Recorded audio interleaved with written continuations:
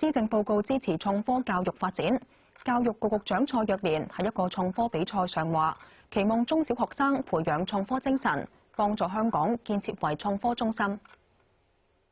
喺發揮佢哋創新科技嘅能力嘅同時咧，亦都係非常關心社會。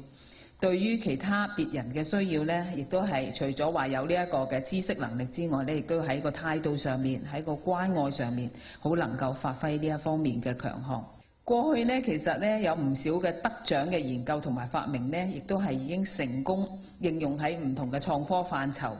用科技去改善生活。亦都好期待我哋呢一屆嘅同學，你哋嘅作品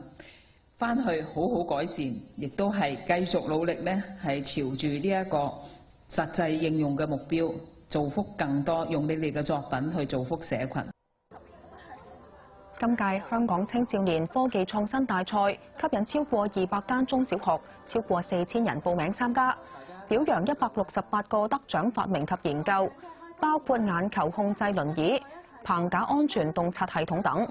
部分會獲推薦參加全國及國際性嘅創科比賽。